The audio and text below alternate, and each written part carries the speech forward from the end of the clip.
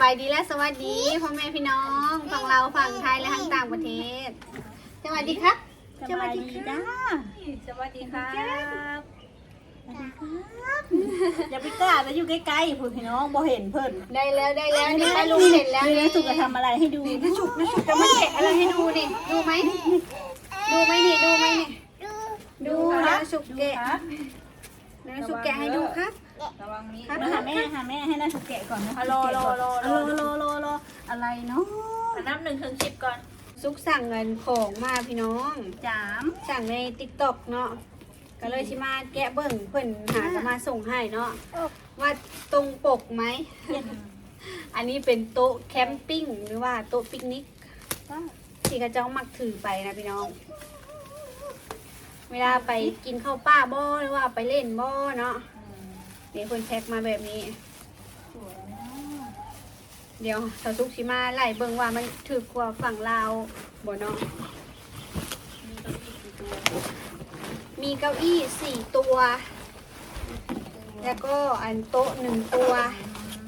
เอาไปแล้วเนาะริมโขง เนาะโอ้ยได้แล้วบัดนี้หาเข้าไปในโถง กินตำหูตำ เพิ่นก็ใส่เป๋าใหญ่ให้แล้วก็แพ็คเล็กข้างในนี่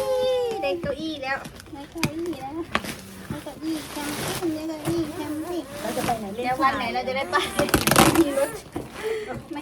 ยนต์แล้ว เดี๋ยวเราดูนะสุก นี่จะสุกแกะให้ ให้ ดู เราจะได้นั่งแล้วจะได้นั่ง ว้า แล้ว วน้องมีจะได้เก้าอี้แล้ว นี่ ใครจะเอาเก้าอี้ยกมือขึ้น นี่ ใครชื่อมิวสิกยกมือขึ้นเสียงดังเลย อันนี้เป็นโต๊ะพี่น้องโต๊ะนี่ เอาคุณน้อยแท้ คือสั้นแท้ คือสั้นแท้ก็ว่าเบอร์ L ไม่ได้เบอร์ M บ่เลย อ้าวคือน้อยแท้สะ น้อยขนาดเลยชอบนี่ อ้า ประ ว มาณ60อันนี้ ต้องสั่งเบอร์เอลบอก เออเบอร์ L เดี๋ยวส่งมาที่ ส่งผิดบอกว่า อ้าวเนี่ยโต๊ะเพิ่นนี่มันจะมาเบิ่งใหม่เฮ้ยน้องมิวมานี่อันนี้น้อยชุดนี้สาวซุปสั่งมาอยู่ที่658 บาทพี่น้อง ก็คิดว่ามันสียาวคือน้ำฮูมเนาะกดสั่งใน TikTok พี่น้องมาเพราะว่าเป็นโมเมนต์หน้า60 คูณ 60บ่นี่เนาะ3 แผ่นกะโลพี่น้องเดี๋ยวมาเบิ่งเก้าอี้เพิ่นก่อนเด้อได้ครบบ่4 ตัว2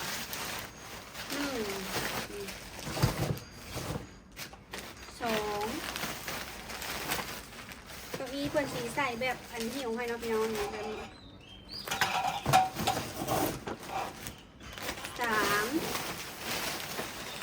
ครบ4 ตัวเนาะเก้าอี้เนาะเดี๋ยวเฮาสิไปเบิ่งน้ำอันแอปคืนก่อนพี่น้องว่าเฮากดถือขนาดมันแล้วบอก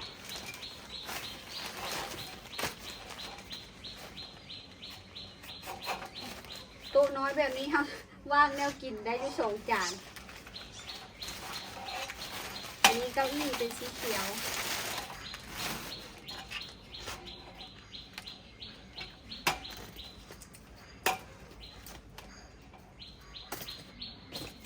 นี่เก้าอี้เพเก้าอี้เพื่อนไอ้แบบนี้ทนอยู่บ่เนาะนี่พี่น้องเก้าอี้เป็นแบบนี้ ไปใส่กับพกผ้าไปได้เนาะพับได้แต่ซุกก็เลยอยากสั่งมาไว้นั่งบัดมันห่มอยู่มองนั้นมองนี้เขาก็เอาไปนั่งได้เก้าอี้แบบเดียวกันหมดเก้าอี้เนาะเบิ่งในเซตเพิ่นนี่เลยสีเขียวนี่นางเปลี่ยนโทรศัพท์มาเบิ่งก่อนพี่น้องเลยขนาดนี้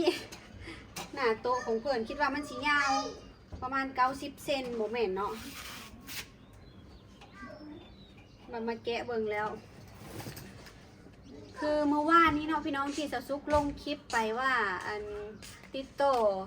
ครอบครัวบ่ได้ติดต่อเบ้าต้อมกับบ่ได้เนาะเมื่อวานนี่พอดีจนประมาณบ่าย2 โมงเนาะจึงติดต่อได้เมื่อวานนี่เนาะเพราะว่า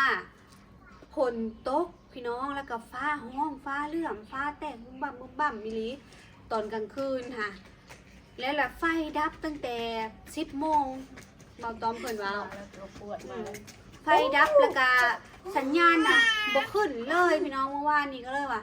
ติดต่อไผบ่ได้จักคนเนาะเข้าไปเบิ่งเฟซสาวเตียว่าสิติดต่อถามสาวเตียก็ติดต่อบ่ได้เมื่อวานนี้ก็เลยติดต่อได้หาสาวสร้อยบ้านประโจมเพื่อนสาวซุกนั่นแหละว่าอยู่ไปเบิ่งเฟซผู้ใดกะคนในหมู่บ้านบ่มีไผอ่อน เพราะว่าสัญญาณบ่ขึ้นติดต่อบ่ได้อี ใส่ ห รอ ลี งเท้า แล้วต้องเกี่ยวน้องน้อยเพิ่นกะลงคลิปตัวมือก่อนเนาะที่ว่าเฮ็ดหัวพาเบาต้มไปเฮ็ดหัวซ่อมหัวนะพี่น้องคนบ่ได้ตกกลางเว้นนะ อันนั้นมีท พี่น้อง FC ว่าเอ้า ำมันมี บ้านอันสาวตัวเกียวไม่ตกหรอกครับฝนว่าซั่นสสุกไปอ่านเบิ่งเม้นต์เนาะ เอานั่งไหม บ่ได้ตกเนาะพี่น้องตอนกลางเว้นน่ะเนาะสรุปแล้วก็คือฝนตกฟ้าลงอีหลีพี่น้องอยู่เซโนเนาะแต่ว่ามันบ่ได้มีพายุลมแห้งมีเท่าแต่ลมกระโชกแรงธรรมดา แบบบ่แห้งถึงขั้นว่าจะเป็นพายุแบบปืดสังกะสีอย่างขนาดนั้น แต่ก็เป็นตะยานอยู่แม่ว่าจนบ่ได้นอนพี่น้องลูกมานั่งห้องหาแต่ลูกแบบลูกมาพังยายมันมีมักเห็บตกบ่เพิ่นถามตลอดเลย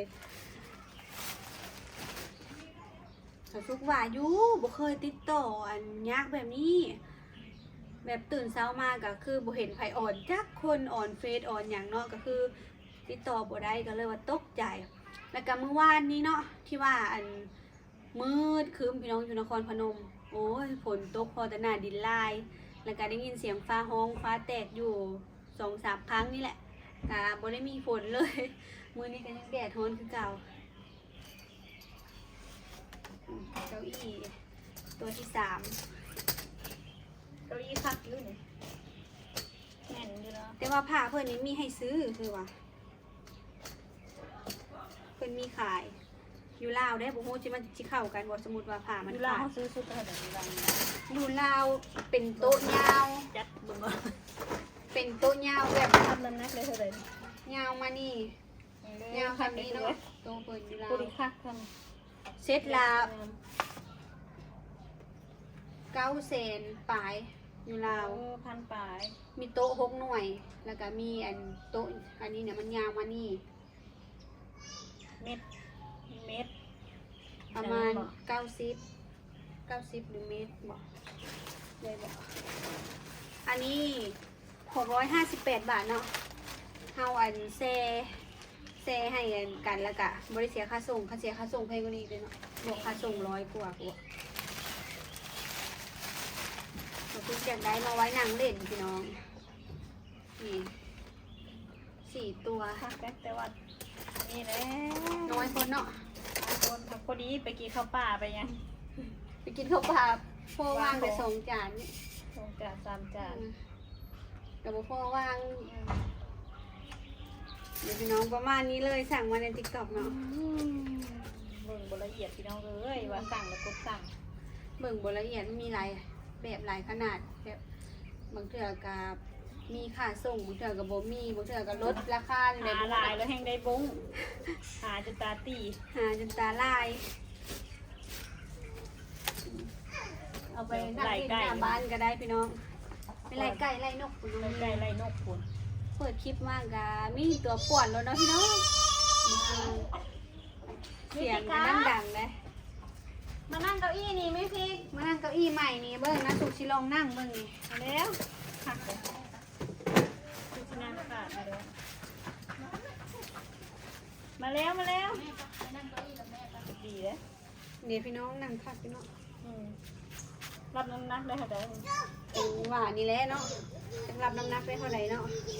ปังแม่ปัง นั่งไปเลยจะสุกก็ได้ ปักอยู่ได้พิงแอนแอลหน่อยนึง พิงได้อยู่หน่อยหนึงเนาะ ตัวนี้ปัก ฮักโกวันที่เขาซื้ออยู่บ้านน่ะ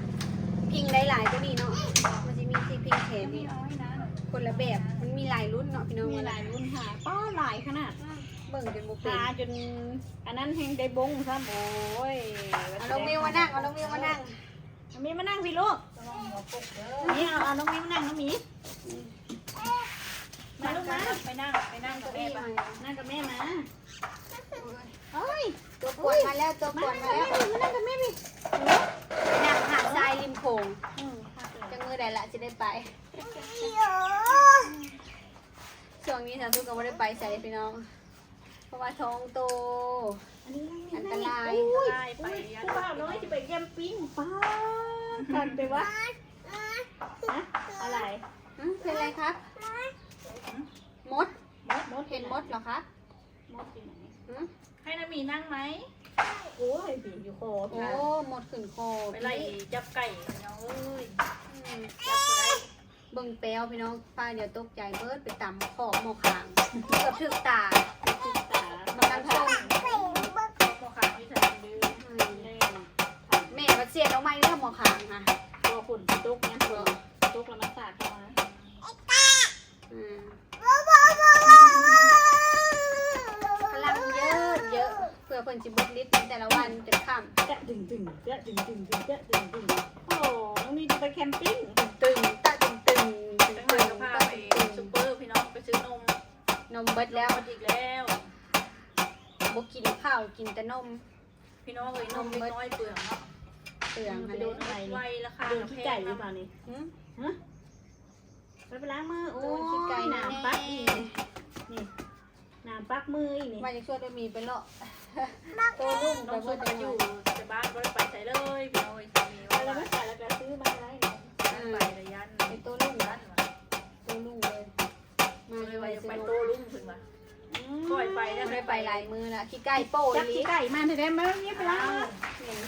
มันนี่ปวดหัวนุ่ม ควรไม่เก็บเนาะ ๆปวดเลยตุ๊บๆในหัวพี่น้อง เครื่องหัว เก็บไว้ใส่มาทาง คักเลย นั้นมันคือทุกคน นางเล่นนางยางกับเพื่อน แม่ตัวนี้เป็นว่ากระดุมรุดเนาะจะได้แต่โต๊ะน้อยเขาวางแนวกินค่ะบพอ อยู่ริมโขงน้องเพิ่นเปิดร้านขายต้มเส้นเพิ่นเอาไปยืนเนี่ย เนาะ นาง มันเก็บง่ายอ๋อเห็นบนพระเจ้าขายอย่างอยู่ริมโขงวังนี่พระเจ้ามักไปนั่งคมต้นไม้ใหญ่นะ อ๋อขายกาแฟ เนาะ ขายกาแฟเพิ่นก็เอาโต๊ะนี่ แม่นตัวนี้เนาะสทุกอันอยากเอาไปนั่งริมนี่ว่างั้นแหละพี่น้องคันเฮาบ่ได้ไปสั่งอย่างให้เพิ่นแล้วเฮาไปเองเลยนะไปนั่งริมบ่ได้ตรงวิวริมโขงอยู่ทางออกไปนี่แหละ ไปแต่ละมาพี่ วิวกับบ่คักไปในดอกช่วง ล้า นี้ ง ค่ะ มือหรื พี่ อ น้อ ยัง งล้างมือหรือยัง มลพิษช่วงนี้น่ะไปมันก็บ่เห็นฮอดวิวอันภูเขา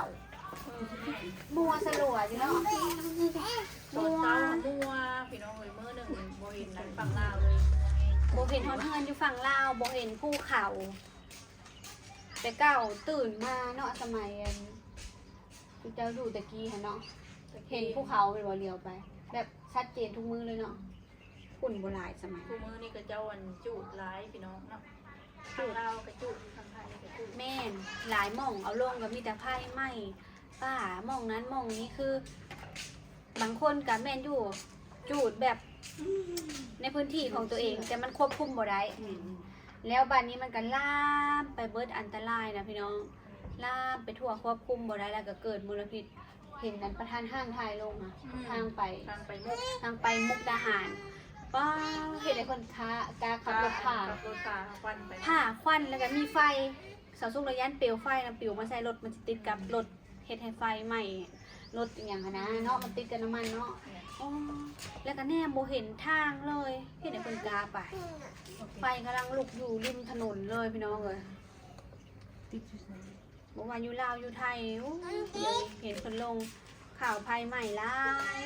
แม้ว่าจูดแล้วมันก็ลามไปทั่วเลยอยู่ภูเขาอยู่อหย่างเฮ็ดให้ บางคนเพิ่นกะเคยเฮ็ดให้เด้เพิ่นกะเฮ็ดแล้วพี่น้องทุกๆปีบ่เฮ็ดผัดกับบ่มีกินเนาะก็ได้เฮ็ดผัดเกิดมลพิษมีแต่มลพิษฝุ่น PM ผู้ใดแบบภูมิคุ้มกันต่ำก็แพ้สาวสุกก็ยังแบบ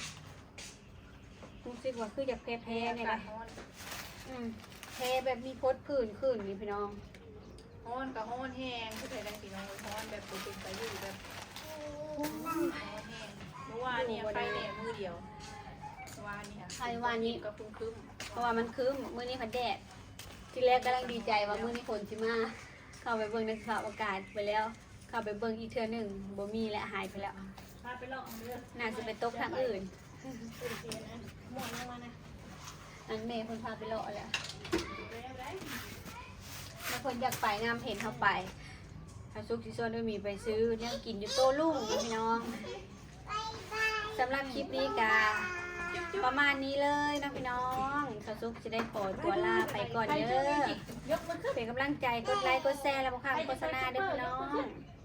สบายดี สบายดีเด้อสบายดี บ๊ายบาย สบายดีจ้า บ๊ายบาย